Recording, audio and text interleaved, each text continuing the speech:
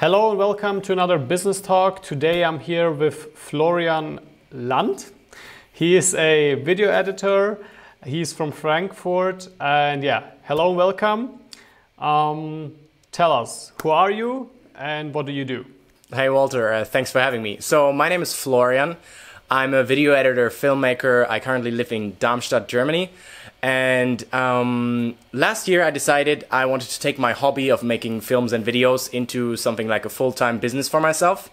And since then I started making YouTube videos and document that journey of becoming a full-time freelancer in doing videos. What are you currently doing? You're a full-time video editor? Yeah, so at the moment I'm half-time, or the majority is I'm being a video editor. I help other YouTubers, other influencers to create their content. So there's one guy called Warner Nickerson who I help him edit his vlogs. So simply there are so many people at the moment who would want to produce video content and upload more on YouTube, but the limiting factor oftentimes is that is how much effort they can put into their editing and the skills they have for editing. And I'm helping exactly those people by them sending me their footage. I edit their vlogs for them, for example. And the other part is that I actually do full video production. So last year I produced a big project together with Epidemic Sound, and that is like really like the full production. It's a one-man, me as the video crew, doing the interview, doing recording, doing the cutting in the end, color grading, everything start to finish. And that's basically how I earn my living at the moment, with making videos. That sounds actually really great, working for Epidemic Sound. How did you get there? Yeah, that was like a really, really exciting thing. So that, to be honest, started pretty much exactly a year ago when I decided I had just gotten out of university and I was thinking, should I get a job now or do I take that huge risk of trying to build something for myself as a one-man thing? Because I know that I'm very good at working alone and I really enjoy working alone. And then I went on a trip to Asia, filmed myself for 6 weeks, created a lot of YouTube videos, and then I saw a new series from Epidemic Sound. And then I reached out to them saying, hey, I have a couple of ideas what could come next after this. And then, to my surprise, they actually answered back to me. And I got an email from the content manager at Epidemic Sound. And then I agreed on a Skype call with him. And then we were talking on the phone for 2 hours. And then 2 weeks later, I was in Sweden visiting my girlfriend. And they have the headquarters there. And then I went to their office, told them my idea, what I had for a new series, for a new video project. And they really loved it. And then everything came from there, basically from one day to the other. And then we made a 3-part video series that's called The Leap, in which bigger creators tell their story of when years back they decided to go all in, to take that risk and to really go for that thing that probably doesn't seem so reasonable to anyone else, but to you it's the one thing that you know they have to do, which is in that case starting making YouTube videos. Crazy shit. Pretty cool story, right? I know. That sounds super crazy. Yeah. Before I ask you, like, what was your crazy idea that you told them? So it was really, I saw a video series by Sarah Dici that is called Creative Spaces TV, in which she went to any sort of artist, creative people, and interviewed them and made a mini documentary with them. Mm-hmm. And I saw that video, and there was one video with a girl, she's making bicycle helmets. And that first minute of that video really caught me so much that I thought, I want to do something like this too. And then there was another video by Beautiful Destinations with a German DJ called Zed. And I watched that video and I'm like, one day I want to make something like this. And in that talk with Epidemic Sound, I showed them those both videos. And I said, how would it be if we go to other creators and tell their story of how they started out back when nobody knew them, when nobody cheered for them. And they really loved that. And then from that, they came up with the name The Leap. And then basically it came from there. So those were the 2 videos that were the big inspiration. I had no idea if I would be able to manage to edit something that is remotely similar to those that I've seen. Yeah. But they gave me that shot and then I just went out and did it basically. Okay, so you just told us you went to university. Did you go to film school or what was it? No, not at all. So that's probably, or it might come as a surprise for many. I'm actually, in German it's called Wirtschaftsingenieur. I have a master's degree in, if you translate it's probably business or industrial engineering and management. So filming was really just a hobby thing for me. And I actually only started that about 2.5 years ago. So I got my first camera I got my first camera 4 years ago, and I didn't realize it had a record button until like 2.5 years ago now. And then. So you started out with photography? No, not at all. I was in an abroad semester in Sweden. And at the end of that, I realized everybody was filming and photographing their experience of that special half year that everybody had. But I didn't have a proper camera. So I decided, and I always was super excited to once own my own first camera. And then back there in Sweden, I decided, okay, I'm going to order one, I'm going to get one. And then for the very last trip that we had there, I wanted to take some pictures. And so I got that camera, and that's really where that started from. And that was in the end of 2014. Which camera was it? It was a super shitty, or now back then it was an okay camera, but it's a Samsung NX30, which with... Oh, I know that camera, yeah. I love that thing, actually. Unfortunately, mine has a little bit of a bug right now, so it's not working properly anymore. But with that one, I actually filmed the first 2 episodes of The Leap. What? With that camera? Yeah. Holy. So when I get this chronically correct, so did you first work for Epidemic Sound and then for John Olsen? No, that was the other way around. So yeah, in 2016, I had tried my first things with that video camera, right? With that camera. And then a few months later, I had just finished a thesis at university, and then I had a 6-week period of time in which I started making a lot of videos. I made a few car videos with a friend of mine, and directly after that came an announcement from John Olsen that they were looking for a new video person. That was in the end of 2016. And I knew that I would have no chance getting in there whatsoever. But just before that, I had seen a video on Gary Vee's channel where a viewer had created a highlight video for him.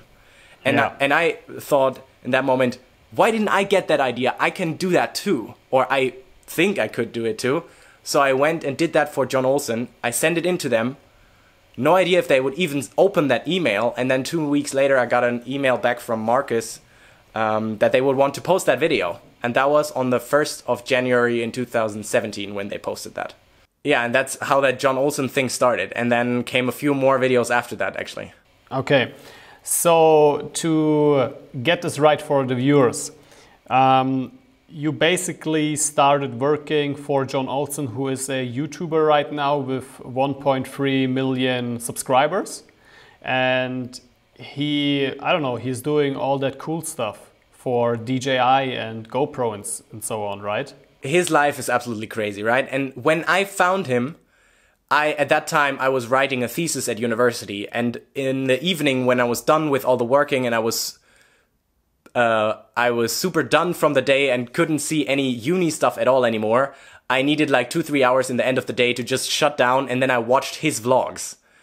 And so I got really addicted to watching his videos. And that then was right before I made that first highlight video, actually. Okay, how did you learn to edit? By practice, to be honest. So did you watch some YouTube videos? I watched like hundreds of tutorials to teach me I'm doing everything in Premiere Pro. And when I started doing that, I literally watched like every single tutorial I could find on whenever I needed to learn something new. And then it was really just learning by practicing and getting and making bigger projects that are way out of what you've done before. You wrote your thesis, you just said. And then did you actually finish university and went to John Olsen, or how did it went? So I do have a full master degree, actually, Master of Science, yes, so I finished that. And with John Olsen, I've never met up. That was really just, in the beginning, it was just, of course, they didn't know me whatsoever. I just made a video for them and sent it in, not even knowing if I would get a response. Oh, okay. That was really just a shot in the dark if that would ever work. And it took me 50 hours to make that first video. So it was 50 hours, could be completely going bust and nothing happening, or as it's now, that video has, I think, more than 500,000 views. That's some crazy stories you tell us here. Yeah, I know. To be honest. Okay, so you never met him, but are you still working for him? Did you work for him? How was it? Okay, so what came after that was that they posted that video. That was on the 1st of January 2017. It's called the Best of 2016 highlight video. And then 4 months later, he finished 1 year of vlogging. And then right before that, they announced, hey, we really loved the last highlight recap. We're making a competition and we want you to send in highlight videos from our 1 year of vlogging. And I thought, okay, damn, that cannot be now a competition and I'm not gonna win that after I didn't win anything from the first thing. So I thought, okay, I'm gonna make another video and I'm gonna beat everyone and I'm gonna make the best video again. Or in that case, it's the first time the competition, right? And so I thought though, while I was already editing that, if they see that it's coming from me, then they're probably not going to take it because that would mean they give me another sort of shout out. And so we send it in under my girlfriend's name. Oh my God.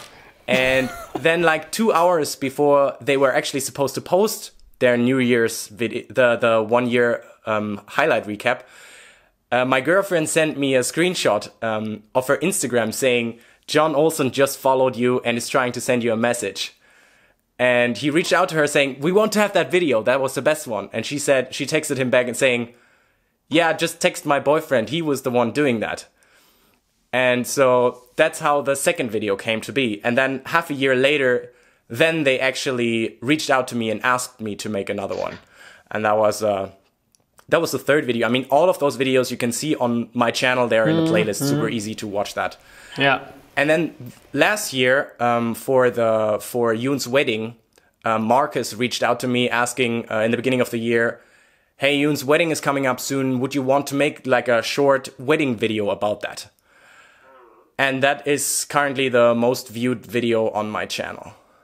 You just edited the video. You didn't go there? All of those videos, I didn't shoot a single thing. I just took their footage from YouTube, their YouTube videos, downloaded them, and then made a mashup from that. So it's basically a remix of already existing videos. Okay. And so, I don't know, but you worked in kind of a way for John Olsen. You worked for Epidemic Sound. You started your YouTube channel, and why didn't you go like going to work like a regular guy? What was it? Yeah, so I was thinking very long and hard after so in 2000, maybe that's also another important information for that. In half of 2016 and 2017, I co-founded a startup company and we built that up. And right when I finished my university in beginning of 2018, that unfortunately ended. But that prepared me very much to really getting a feel for how it is to work for yourself and how it is being your own boss and not having anyone who tells you what to do. And before that, I was actually supposed, if you look at what my degree is, supposed to become like a business consultant. Yeah. And I actually made a 4-month internship as a real consultant in the end of 2015. And there I was really good, but I hated it. I absolutely hated it. And I realized back then that I was supposed to be working for myself or working in a very small team. And then in the beginning of 2018, I had a choice to make, which was, do I look for a job or do I completely go full risk, set everything aside, not get paid anything and go all in on making videos? And that's what I decided to do back then. Another crazy story. Yeah, but that came at a cost, which was that, of course, in the beginning, I wouldn't know how to pay my rent, so I needed to rent out my apartment. At the same time, I went on a trip to Asia, which I made as low budget as possible, and used that time to produce videos. And then after I returned back from that trip, that was in the middle of last year, or in April last year, I still couldn't pay my apartment. So my girlfriend and I, we had to move with her dad in his apartment in Sweden for 2 months before I then actually made enough money from the video thing to actually be able to afford my apartment again, which I'm filming this in right now. Okay, so how was it telling this crazy stuff to your family, to your parents? I don't know. Yeah, it's kind of, that was that was the most difficult part. And especially since, like, my mom, she was always been super, super supportive. Whatever, she said, whatever you're gonna do, I know you and you're gonna make it work. And same goes for, I have two sisters. They were a bit skeptical in the beginning, but they soon realized, okay, he really wants to go for that. It was a little bit different with my dad, simply because he knows it in a very conventional way, and he knows that I have a very, very good degree, so I could just get a consulting job that pays 60, 70,000 euros a year. Yeah. And instead, he's doing the super risky approach that might not work in the end, and it's also not paying him anything, so he didn't really understand that in the beginning. I think by now, the more I keep with it, and the more actually results come out on the other side, the more he understands, though, that that's the thing that I want to do and I want to work for myself. And so it took quite a while for him, I think, to understand that. But now that's getting a lot better. And then we once had this talk that you need to do. It's like I'm going to do this and you can support me or you can't. And that was the moment where I knew that even if he didn't support me, I would go all in anyway and just do it, whatever anyone else says. That is actually super important that you say that, because I get a lot of questions about how it is to be self-employed and all that stuff. And I know a lot of other videographers and photographers who are basically working still for another job because they don't take that step. They don't have the guts to take that step to go all in and taking that risk, which I can understand. But I think the earlier you do the step, the earlier you reach your goal. Yeah. So I have a very clear opinion on that, and that is that now telling you this sounds like, yeah, he just had very big balls and then he just went for it and then it just worked out smoothly. That was not the case whatsoever. It was super scary. Basically, the entire last year, I was struggling with anxiety that this just wouldn't work out. At times, I wouldn't know how to pay my rent for the apartment. And it was very scary, and it was going through a pretty dark year, to be honest. Now, in hindsight, it looks pretty smooth, actually. I admit that, but it wasn't that way. And also, but I knew for myself, if I would go take a job and then try to build this at the side, then I would get very comfortable in getting the money from that job, and I wouldn't go all in on that video thing.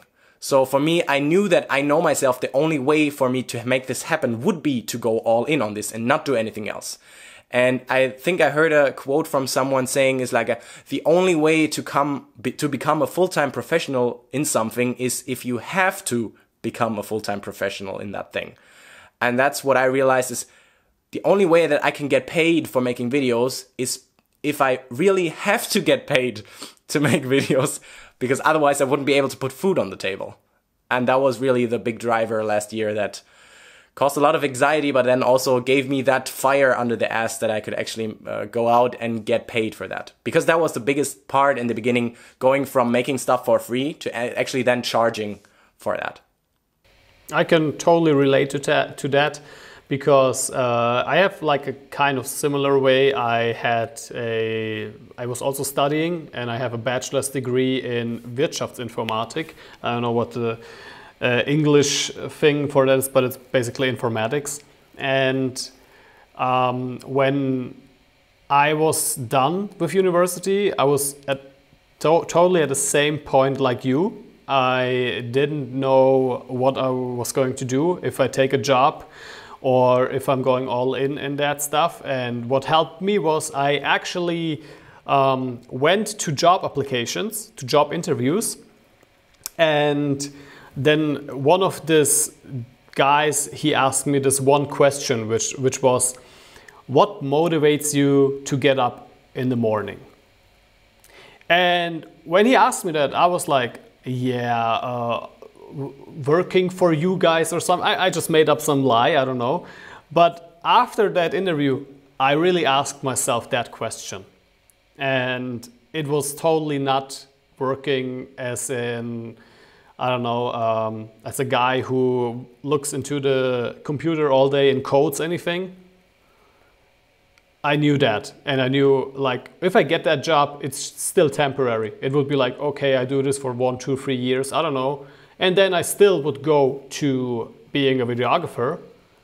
But why should I do this? Like, why should I delay my goal to these 2, 3 years? I don't know. And I can totally relate to like these anxiety issues and stuff, because I was comparing myself with other like students that I knew. They were also done with university and they got jobs and stuff like that. And yeah, then it's like, well, you're going now in a completely different way than you're supposed to do, because you were studying informatics, right? And I think this is like similar to your way. Completely. So funny enough, I was just had to really nod on what you said there about having the friends that actually then go out and do a proper job. It's for me exactly the same case. So I have like 4 or 5 very close friends from university that studied the same as me or something similar. And of course by now I'm 28, so they've all also went through their studies and now starting working. And then when you sort of get a feel for what you could actually make being employed, money-wise, and then you decided to forego that and instead just work for yourself, but on very little money that's actually coming in, that can be very scary, and it can be very difficult at times to not lose your own conviction that you still go and follow through on that. Because always when you hear that from someone else, then you always think about like, yeah, is that really still the right approach that I'm doing it here? What if the entire thing doesn't work out? What if it doesn't get a big jump? What if next year I'm not gonna get any projects? What if my clients are canceling on me? So it was very scary, and you need to have that sort of, for me it was like I knew that even though those feelings were there and I always had those doubts, and it's probably similar for you, I still couldn't not do it. So I knew that I had to deal with all those thoughts and all those doubts, because I would still go for it anyway. And so yeah, that was so I can totally relate to the same what you said there. It's difficult to see other people achieve so much more temporarily, but if you know that you're doing it for the long term, for in like 15 years from now, then you will be very proud that you took that step so early. And not because there's something that Casey Neistat once said, and that is having a cushy job, like a comfortable job that pays enough, that is the most harmful thing you can do, because it puts you in the box, because it lets you get comfortable and then you don't have to thrive. And only the really big things only happen when you're forced against the wall and when you have to thrive. And yeah, I guess that's what we're both making here, I guess. 100%. 100%. And funny enough, it's so cool. I'm really happy that you reached out to me, actually, because when you're making YouTube videos, you don't see who's on the other side. You don't see who's also taking that same jump, that same approach. And it's so cool to actually get in contact with people who are doing the same, who are taking the same risks, who make that same decision. Because in my friendship circle, I don't have anyone, zero, who is doing remotely anything similar to this. So it's very difficult to find anyone to relate to. Yeah, and that's like then you need to really, sort of focus on yourself, or get in contact with people over the internet, or really just listen to a lot of people who've done it before you. There's, I would really want to share that at that moment. There's one quote that the first video for Epidemic Sound was with a couple called Kara and Nate. They are American vloggers, and in the end of the video, Nate, the husband, says, it's really about those, there's this saying that you are what you the 5 closest people you surround yourself with, right? In today's world, though, they don't have to be in your friendship circle. They don't have to be real people that you hang out with in real life. They can be people that you watch on the internet. They can be bloggers, YouTubers, whatever it be that you consume. And if you virtually hang out with them by consuming their content and talking to them online, and that way you really get to sort of take a part of them into you and become and get that encouragement to to go for it yourself. And that's really also the main idea behind my YouTube channel, is I want to share my journey of being someone who's starting that journey of being a freelancer, a full-time content creator, and showing how that actually is for those people who are maybe those 2-3 steps behind, to really for them to have someone who's relatable and who they can see that it's also just another normal guy who's going through those boring and tedious steps, but then actually achieves it. And that was also the main idea behind the series for Epidemic Sound, because oftentimes we only see the creators who are super, super big and they have the million subscribers. Peter McKinnon is one of my favorite YouTubers, but you don't really see those very beginning moments when they got started. And that's why sometimes I feel it makes difficult to relate to them and to see yourself in them and to see yourself succeeding the same way that they did. Yeah, that is 100% correct. And also, I think Gary Vaynerchuk had one of his guests, John Legend, in his show. And he said it took him like, I think, 30 years until he made that one song that became a hit. So imagine like doing music for 30 years and then reaching your goals. But what was his first steps, right? You don't see that. You don't know that. Yeah, and that's really when you think about that, if you would have the possibility to see John Legend 30 years ago, and then you see how he started learning the piano, and then he started learning singing, and then you could connect the dots to the point that he's reached now, then it would be possible to relate to that, maybe, or to just realize the amount of work that went into that. But that's not documented anywhere, so you cannot really see that, and that often makes it difficult to relate to that and then to see yourself in that same journey. Okay, but it's perfect that you actually talk about your YouTube channel right now, because this is basically my next question. You just told us what your YouTube channel is about, why you started it, and when I look at your channel right now, but it's also more than just documenting your journey, right? It's also reviews about other vloggers, like you watch the videos and you review them. Yeah, for sure. So, I mean, in the end, with YouTube, you always realize very quickly that growth normally doesn't happen from one day to the other. And it's that very same thing for me. It's for everyone who's starting out. And for me, it started exactly a year ago when I decided to make a travel vlog series. And that was really just the main idea behind that, was not to get views, not to get a famous travel vlogger.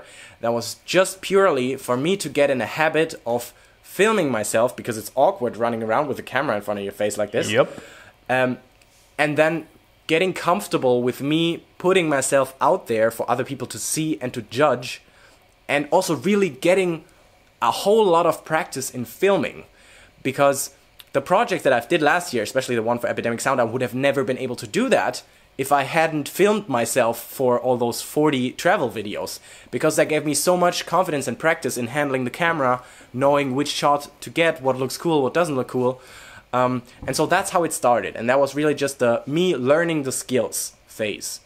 And then after I had finished that series, in October I decided, okay, now this gotta take to a little bit to another level. And before that, what I recently came up with in my head is there's a difference between MeTube and YouTube.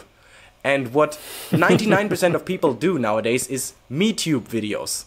They share their day and look at me traveling, and here's I'm on that journey there, and look at me on the beach, while it's actually YouTube. It's about the viewer. It's about what gets the person who's watching it out of it.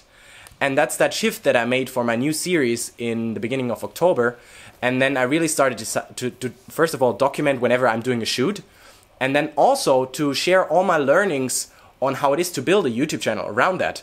And now, of course, the review videos that I make, reacting to other vloggers' videos or other people's videos, that's really because I figured out, or I really looked at what's working on other channels, not even just in the videography field, but in other fields also. And the reaction videos was one thing that stood out to me very much. And in the end, of course, there was someone commenting under one of those videos that I made about Andreas Hemm. I saw that. You're just doing that for getting views. heck yeah, I'm just doing that for getting views. But it's because I know that on the back end, with all the other videos that are on my channel, I share valuable information that can help you, and I just want you to give you as the viewer the chance to find that. And if it takes making a video that hits 35,000 views to get you on my channel and get that valuable information, then I think in the end nobody loses, right? And you should be, instead of leaving a comment, you're only doing that for views, you should be thankful that you actually then got that valuable information that might help you to start something as well from that. So of course, making the reaction videos is the main thought behind that is how can I get more attention on my channel? But then of course also to at the same time share a lot of my thoughts and the skills and the knowledge that I have in video editing. So it's basically a combination of both. So it's for the viewer and of course for me in the back end to get some more attention on my channel. Yeah, I saw that video, and I also saw that Andreas himself answered on that video. Yeah, Andreas, I met him actually last year for a day, because around that the Epidemic project. So I'm editing the vlogs for Warner Nickerson. He's living in Stockholm. It's the same where the Epidemic people have their headquarters. And last year when we shot the first two videos, the one with Kara and Nate and with Stefan Kunz, Andreas was also there in Stockholm for an Epidemic party. And so we were all hanging out together, and I got to know him a little bit, and he's like the super chill dude. And it's basically the exact same as you would see him in his videos. And so we got to talk a little bit. And initially it was planned that the third video in the series for Epidemic would be with Andreas. But then in the end it was decided to switch to Sadia from Pickup Limes. And so I got to hang out with him for a day. That was really cool, because at that time I had my 300 subscribers or so. And then at the same time you see Andreas, who is someone that I guess many who are doing videos really look up to, because the level of videos he's doing is just out of this world. That's true. And I think he's becoming quickly one of the top videographers on YouTube. Oh, for sure. At the end of this year, maybe even earlier, he will reach 1 million subscribers. I would not be surprised about that at all. 100%. And he totally deserves it. I mean, the level of effort that he's putting into the videos. I said that in my reaction video as well. The level of effort and detail he puts into the videos is so crazy. Nobody else does that, and that should get rewarded. Yeah, I even saw like other filmmakers who already have millions of subscribers commenting down below his videos, telling him, well, you should only do YouTube videos, they are so great. Okay, what about your YouTube strategy? You just told us one of your strategies, but you also have other strategies, as I know, because you also use like tools like vidIQ. Tell us a bit about it. Yeah, so it was really... I would say it went in phases. The first phase was my travel videos. That was just to put out content, to get comfortable with that. The next phases was in beginning of October last year, was to put out content that is valuable to the viewer. And then now the next phase is to put out content that actually can get found, so that I increase the reach, right? Just so to scale this up. Because in the end, the effort I put into one video is the same as previously, but it makes it different if 20,000 people watch it or if 200 people watch it. So that was then finding something like this vidIQ tool. That really was when I realized that two of my videos were performing very, very well, exceptionally much better than all the other ones, because they were found in search. I really took a lot of time in analyzing my YouTube statistics and saw, okay, this one video suddenly after 6 weeks later gets a whole lot of search traffic. And that really got me to think, and I'm like, okay, how if I can get more videos to appear in search results or anywhere else, then that would dramatically increase my reach, and that is basically exactly what has happened now over the last like 2 weeks. Okay. And so a tool like the vidIQ thing, that really helped me to get into understanding YouTube search engine optimization, YouTube SEO better, and look, what kind of terms are people searching for? What kind of videos could I make? And I shifted actually the way I'm doing videos to, normally I had an idea, I would record, and then afterwards I would figure out the thumbnail and the title. Now I'm doing it the other way around. I do a keyword research, I come up with a title, I come up with a cool thumbnail. I sometimes even make the thumbnail before I record anything, and only then I write a script and record the video. Interesting, very interesting.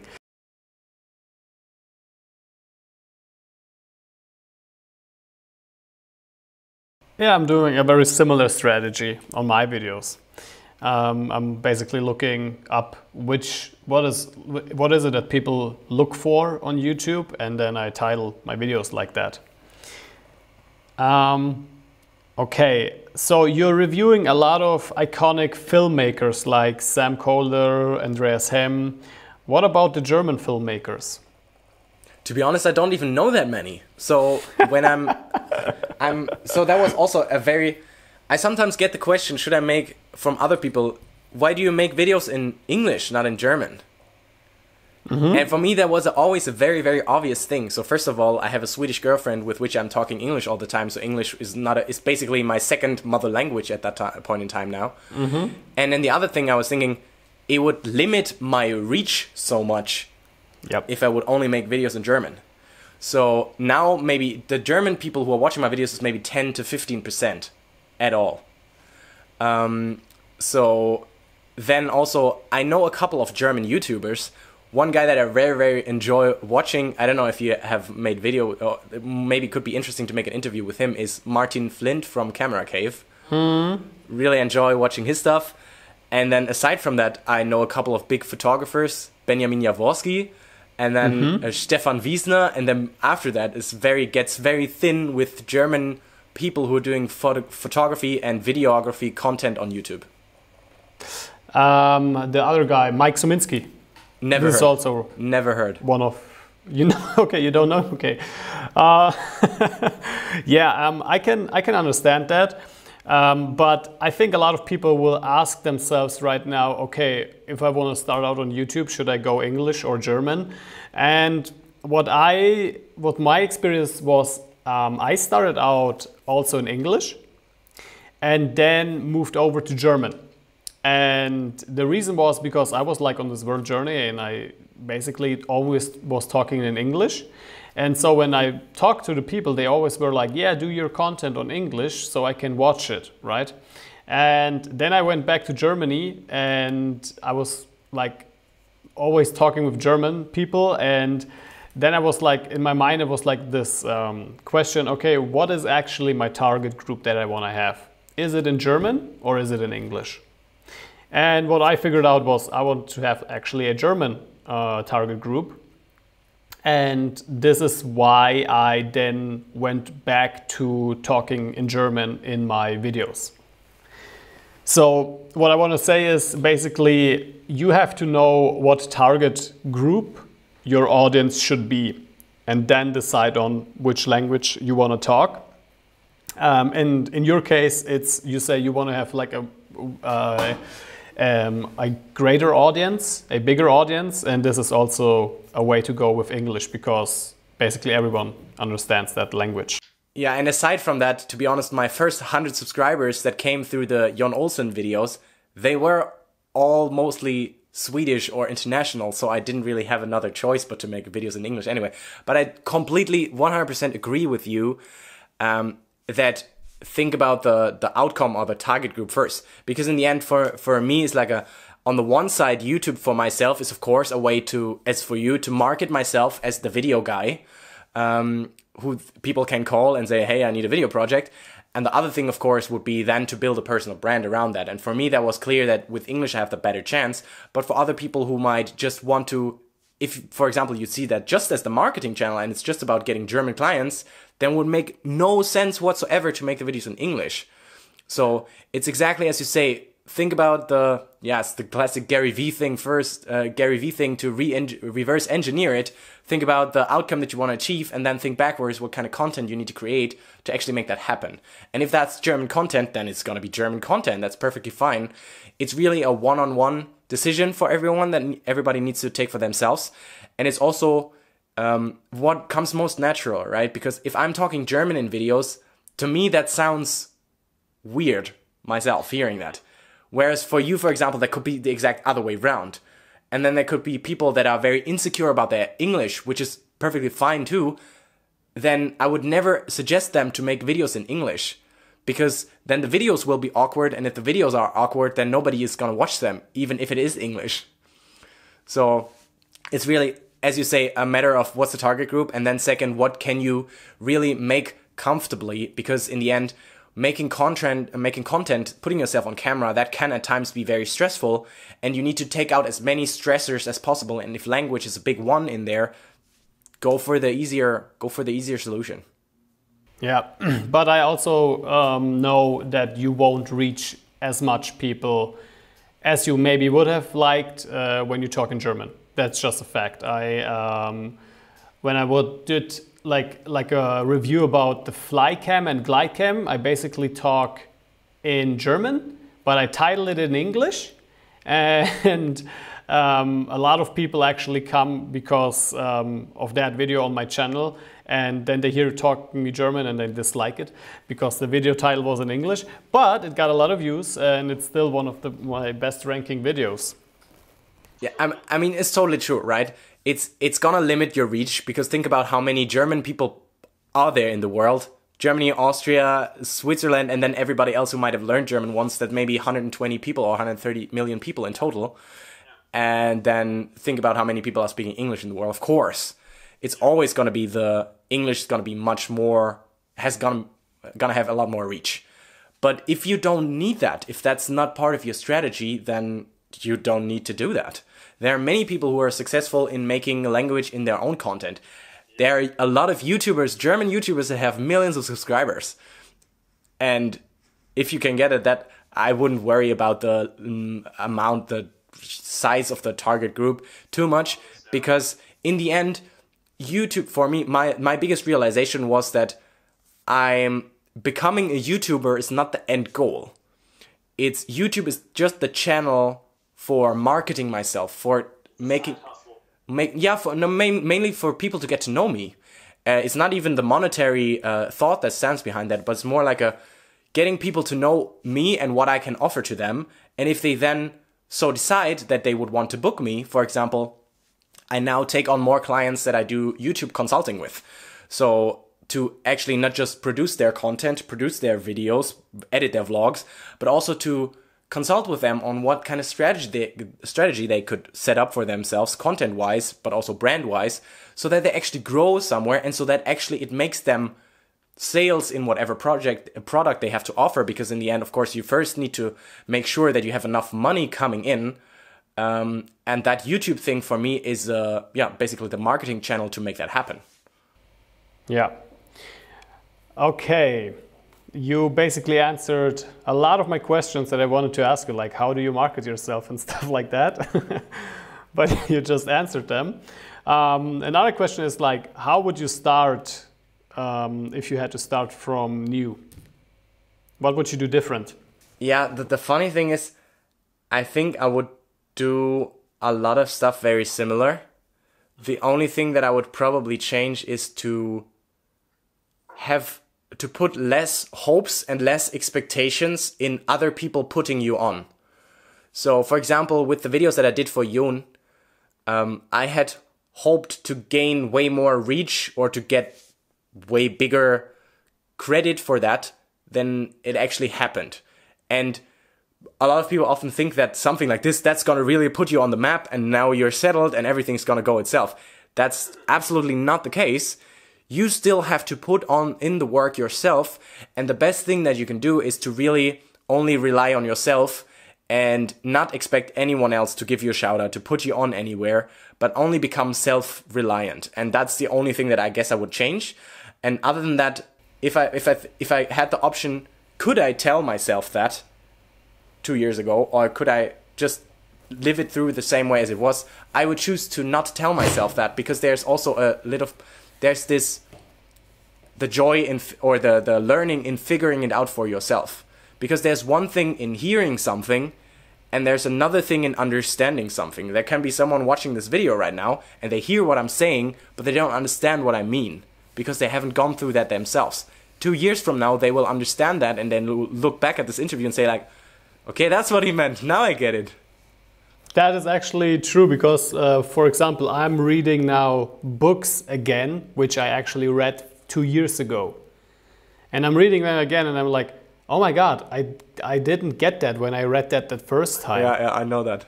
Do you have any kind of role models?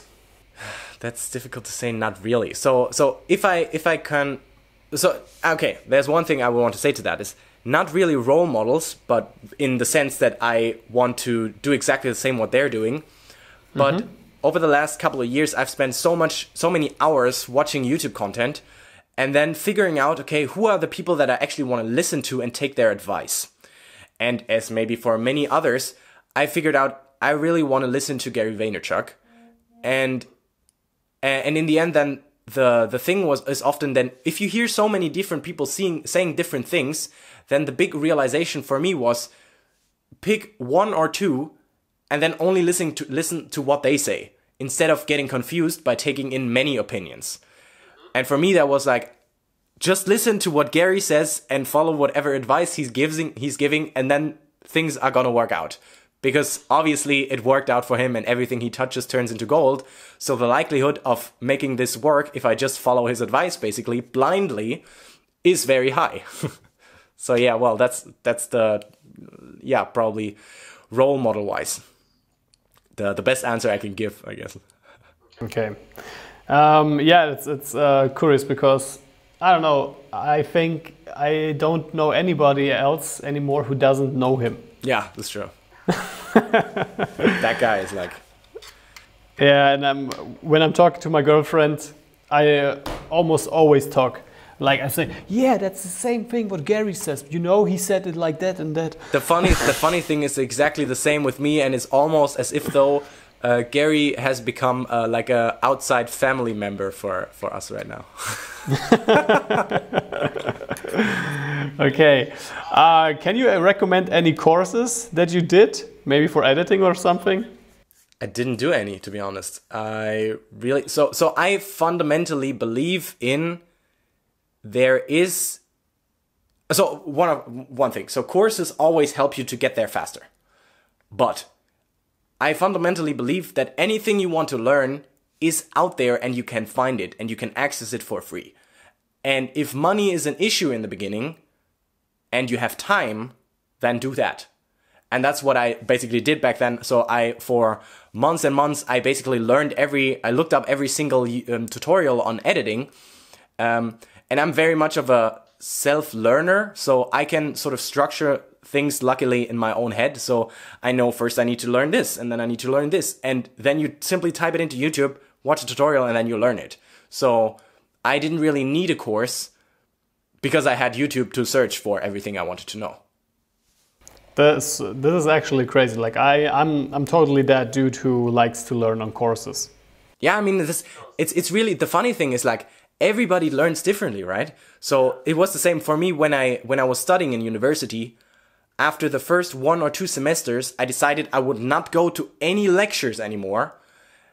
And all the exams that I did, and I usually passed them pretty well, I only did by sitting down 10 days before the exam, smashing all the knowledge into my head on myself at home, learning the slides, learning everything by heart. And then that way it worked. But I'm that that type of learner. If you need to have the in-person lecture, if you need to go someone and ask someone, then you should go that. It's really about knowing what works for you. And if for you it's like the having a course makes it a lot easier, then that's perfect. And in the same sense, if I'm thinking about if I would try and teach someone now that they would help me with editing, of course I would basically put a course for them together in giving them structured and fast learning process. But for me, I didn't need that at that time. I'm really much a fan for myself in figuring stuff out. Yeah, and just learning stuff on the go, and then by a lot of practice, actually. I think it's actually very true what you say, because I even do this with other fields, like in fitness. I bought basically a fitness program, and in fitness you can basically research everything you need to know on Google and on YouTube. Every information is out there. how do you do that exercise, what you should eat, what you shouldn't eat. Everything is out there. But, here's the but, why I still bought that course was you have it in a very structured way, you have a clear goal and you go from A to B. And they basically tell you, okay, you have to eat this and that, and you have to do this and this, right? On YouTube, it's basically the same, but I don't know, for me it's like, first of all, I didn't pay on YouTube, so it kind of feels for me like not as valuable, which is maybe not even true. But when I pay for something, I feel like, okay, now I even paid for it, so I have to do it, right? And this was very much like with this fitness course I did and right now I'm doing. This is like, yeah, all the information is out there, but I still bought it because I need that pressure also in my head that, okay, I bought it, so I need to do it right now. There is no excuse right now. Yeah, I totally understand that, because it's simply by making that investment, it's that you make that commitment that then forces you to follow through on things. And while as if you're learning it by yourself, there's not that big pressure. And now that we talked about it, I think I remember that I once had like an online course that I bought from Sunny Lenarduzzi. I don't know if you know her. Nope. She's giving YouTube advice on how to grow. I think she's past like 200 and something thousand subscribers now. And that cost money, obviously. And I thought that exact same thing. Make that commitment, and then it's gonna force me to follow through on that. And afterwards, I realized I'm not that person. That doesn't really. I still find other excuses to still not follow through on this. For me, that was a big learning. So I don't currently I don't spend any money on courses. But as I said, it's completely individual. If someone really needs that financial investment to get that kick in the ass, then that's the right thing. It's really a very, very individual thing. If you know that you need the kick in the ass, you need to put down those few €100 to actually get yourself into gear, then that's perfect. For me, that wasn't the way to go. Okay, what are your plans for the future? So the next plan is that, first of all, I'm going to continue making YouTube videos and trying to grow that. And then basically, currently I only plan like 2, 3, 4 months in advance. So I have a few requests now for bigger video projects that are standing there in line. There's nothing really fixedly booked yet, so I will see which one of those will work. And then in the end, one thing I can imagine is really that to grow it bigger, to help people create their content. So at the moment, the clients that I'm working with is they simply need someone who supports them putting out content at scale. I can do that for myself because I know how to do it the quickest way.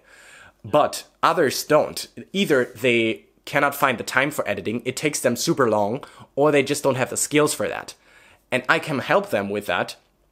And I want to start scaling that bigger by then also educating people to help me with the editing.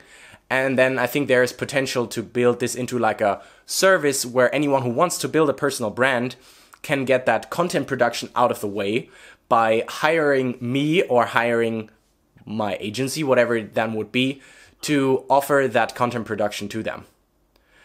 And that currently I have like the first clients, and they are very interested in that.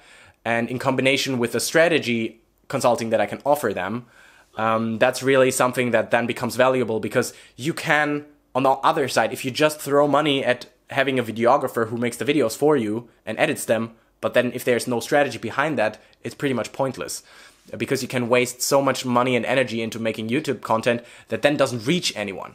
So I would really want to figure out a solution in which I can help a lot of people make their content and build theirs, promote themselves or build their brands as well. So that's something that's really, really on my mind right now. And then make more of those videos like the project with Epidemic Sound, to really share how people that are big now, that we look up to tell their stories of how they started out from the very beginning, Because only then it's when you as the person watching this and you have your 5 or 15 or maybe 220 subscribers, then you realize they've been at that point too. So that means if they're not that much smarter than me, I can achieve that too. And sharing those stories really, I think that way can give a lot of more people also that courage and that momentum to take that jump the same way that I did it a year ago. And then also go for the risky, but the approach that they actually would want to achieve in the long term instead of going the safe 9-to-5 job, whatever they would do to pay their bills. Yeah, and also I think it helps if you build your channel even bigger and bigger. It also gives you kind of a credibility. For sure. For other companies who say, well, he already has 10,000 subscribers. We have 2. We could trust him, right? Yeah, for sure. Okay, any final words you would like to tell the audience? I would really hope that everybody who's thinking now, should I start this video thing? Should I not start this video thing? To reach out to anyone who they remotely know and give a shot and see if actually anyone responds. Maybe offer them to work for free or just to get to talk with them like we're doing here now, to just exchange thoughts and really see that people that made it before you are no different than you. It's just that they maybe took those few more steps that you haven't seen yet. Try seeing those steps and see yourself in that other person and spend as much energy in understanding how they got there, because then you will see that you can actually do it yourself. And then you realize, okay, this took this and this much work. Am I willing to put in this work? And it can be that you then realize, okay, no, this was way too much work. I don't want it that badly. But that's okay. But you need to understand first how others got there and take as much effort that you can into trying to understand that and talk to people who have done it before. But that is also good to know if you know what you don't want. Yeah, for sure. If you do it and then see, oh my God, it's totally not what I want, then you have it out of your mind. Yeah.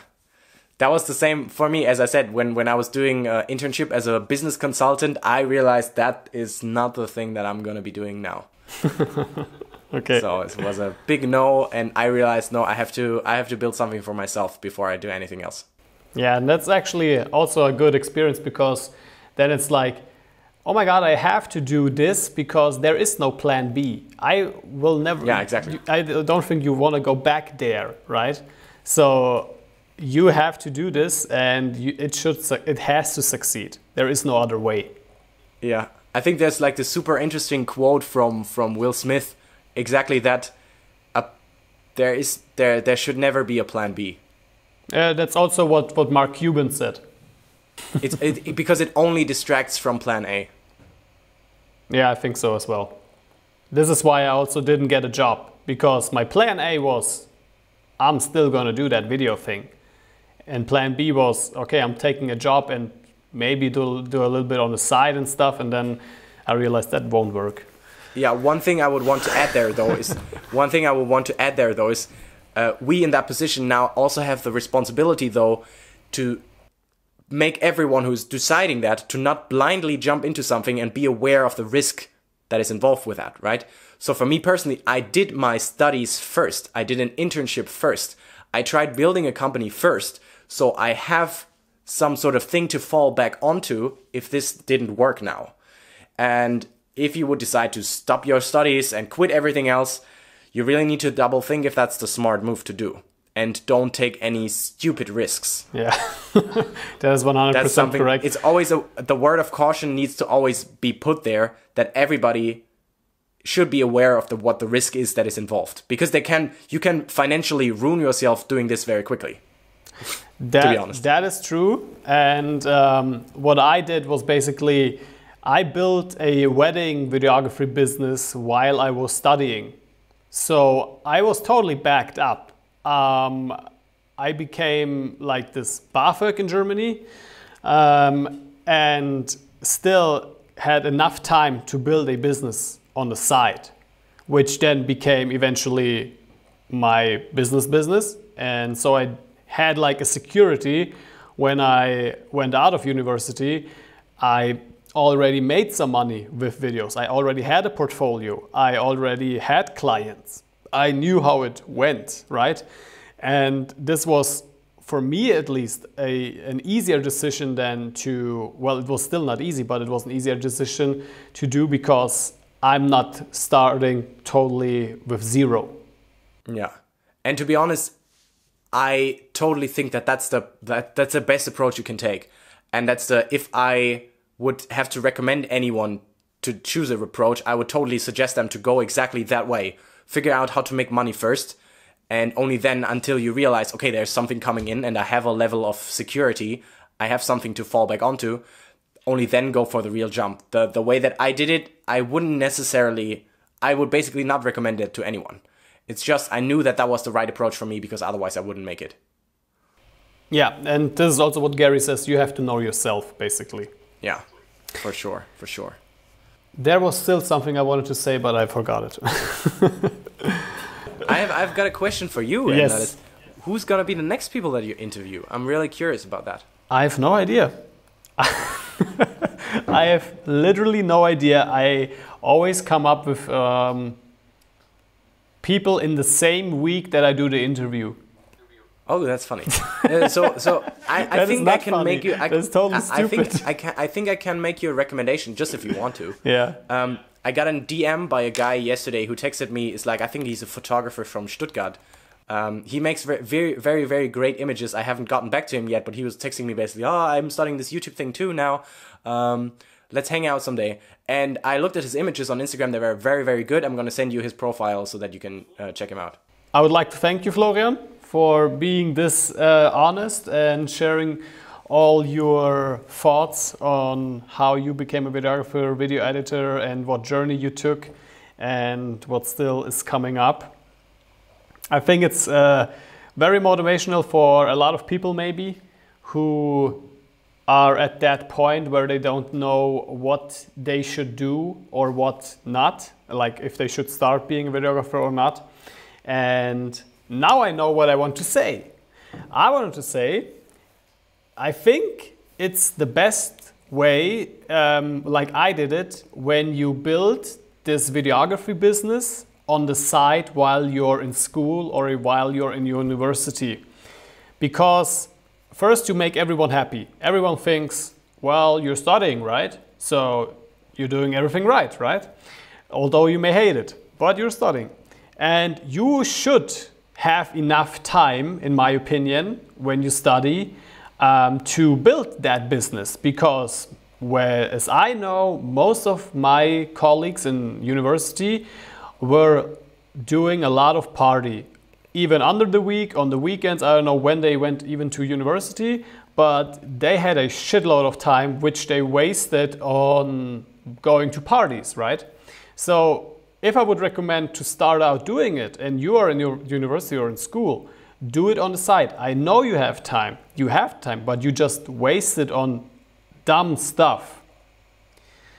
And don't go to these parties, wake up early in the morning and try to build your business. This is what I would say, which is maybe the safest way to start a videography business.